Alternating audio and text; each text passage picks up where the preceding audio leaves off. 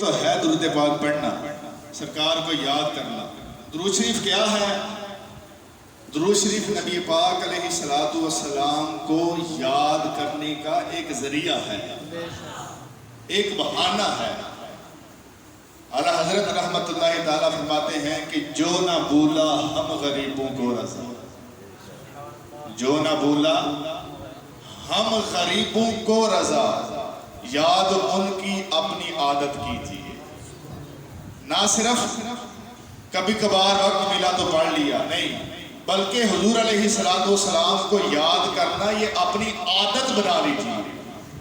وقت ملے تب حضور کو یاد کرنا یہ تو ہے ہی ہے کمال، لیکن کمال تر یہ ہے کہ وقت نکال کر سرکار کی ذات پر درود پڑھا جائے، سرکار کو یاد کیا جائے۔ جو نہ بھولا ہم غریبوں کو رضا، یاد ان کی اپنی عادت کیجیے۔ اچھا، آج کے دور کا المیہ یہ بھی ہے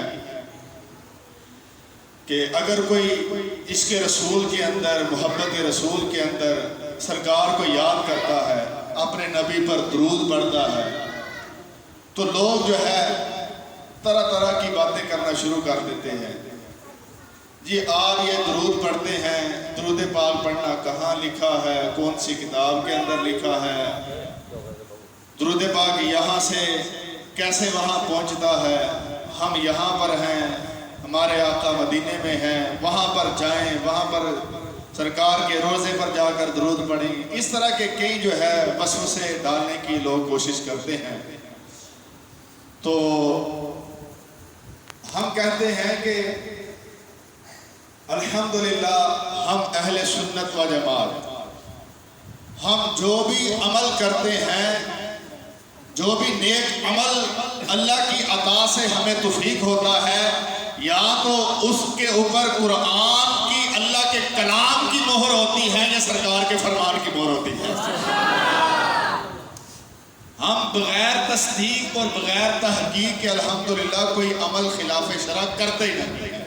اور یہ عقیدہ آج کا عقیدہ نہیں ہے، یہ آج سے 1400 سال پیچھے اس عقیدے کے اوپر تمام اولیاء، تمام صالحین، تمام تبع تابعین، تابعی صحابی سرکار صلی اللہ علیہ وسلم کے ہر عاشق رسول کی مہر ثبت لگی۔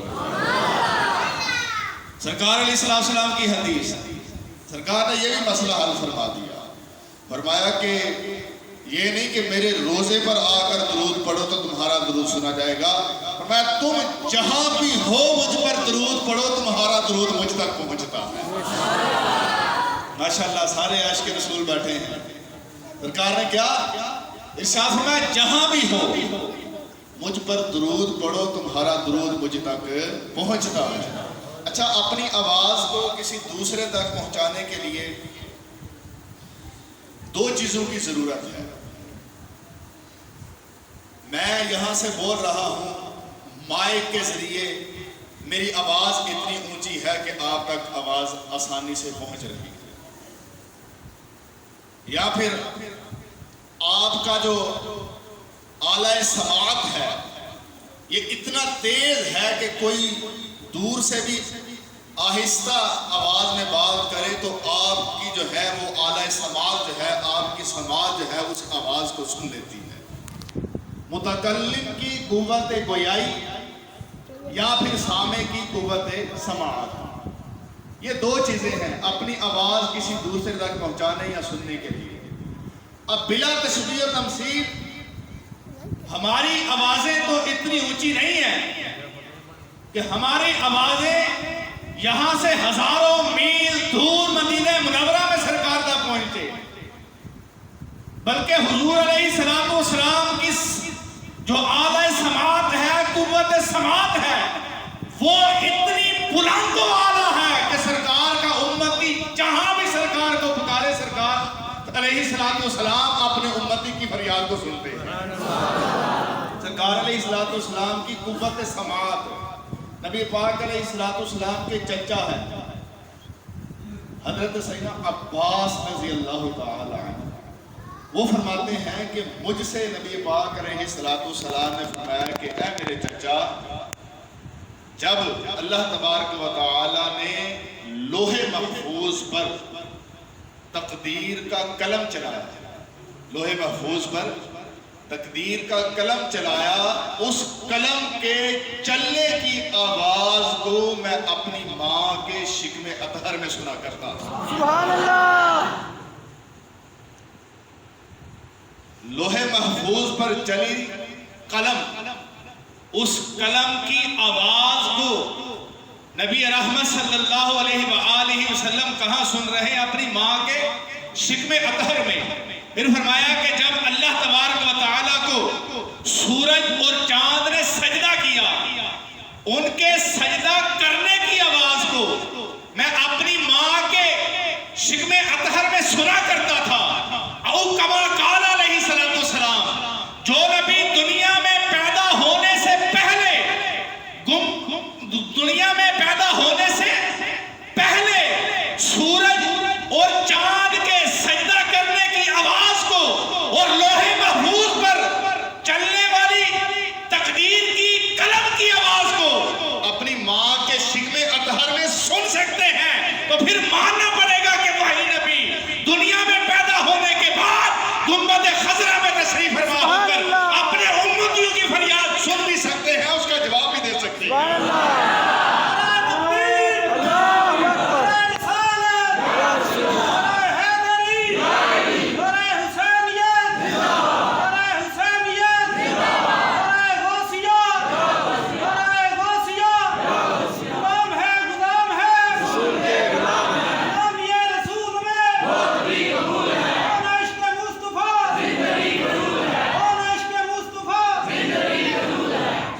اپنے امتیوں کی فریاد سنتے بھی ہیں، اس کا جواب بھی دیتے ہیں۔ حضرت موسیٰ علیہ السلام اللہ کے کلیم ہیں۔ حضرت موسیٰ علیہ السلام بار بار اللہ سے دعا کر رہے ہیں، ربی آرینی ربی آرینی ربی آرینی ربی آرینی۔ جواب کیا آتا ہے؟ لن ترانی موسیٰ، دعا کر رہے اللہ مجھے اپنا دیدار عطا فرما۔ اللہ کہہ رہا ہے کہ موسیٰ تم میرا دیدار نہیں کر سکتے۔ اصرار بڑا حکم ہوا، کوہ طور پر آؤ۔ کوہ طور پر آئے، اللہ تبارک و تعالیٰ نے اپنی صفات کی تجلی کوہ طور پر ڈالی۔ نور اتنا تھا، پہاڑ جل گیا، موسیٰ علیہ السلام بے ہوش ہو گئے۔ اس تجلی کو جب موسیٰ علیہ السلام نے دیکھا، بے ہوش ہو گئے، لیکن اس کی برکت یہ ہوئی کہ جب ہوش آیا تو حضرت موسیٰ علیہ السلام کی جو قوت بصارت تھی، دیکھنے کی قوت بصارت، وہ اللہ کی صفات کی تجلی پڑی کوہ طور پر۔ موسیٰ علیہ السلام کی نظر پڑی کوہ طور پر، صفات کی تجلی موسیٰ علیہ السلام نے دیکھی۔ اب قوت بصارت جو ہے یہ اتنی تیز، اتنی فاسٹ، اتنی اعلیٰ ہو گئی کہ حضرت موسیٰ علیہ السلام سیاہ رات کے اندر، سیاہ پہاڑ پر سیاہ رنگ کی چیونٹی کو اتنی صاف اور اتنے واضح انداز میں دیکھتے تھے کہ گویا اس کو اپنے ہاتھ پر دیکھ رہے ہیں۔ سیاہ رنگ کی رات، سیاہ رنگ کا پہاڑ، سیاہ رنگ کی چیونٹی کو، اس کی چلنے کی جو اس کی کیفیت ہے، اس کو بالکل صاف اور واضح حضرت موسیٰ علیہ السلام دیکھ لیتے تھے۔ اب حضرت موسیٰ علیہ السلام نے دیکھی ہے صفات کی تجلی۔ 27 رجب المرجب کی رات، میرے اور آپ کے آقا علیہ السلام کی ذات اپنی چچا زاد بہن ام ہانی کے گھر آرام فرما رہے۔ نبی رحمت صلی اللہ علیہ وسلم کو بلاوا آیا، اللہ نے جبریل کو 70,000 فرشتوں کی قیادت میں بھیجا، میرے محبوب کو لاؤ۔ پھر جو ہے مسجد اقصیٰ سے پھر آسمان، دوسرا، تیسرا، چوتھا، پانچواں، چھٹا، سدرۃ المنتہا، پھر لامکاں، پھر قرب خاص۔ اللہ تبارک و تعالیٰ نے اپنے پیارے محبوب علیہ السلام کو اپنی صفات کی تجلی نہیں بلکہ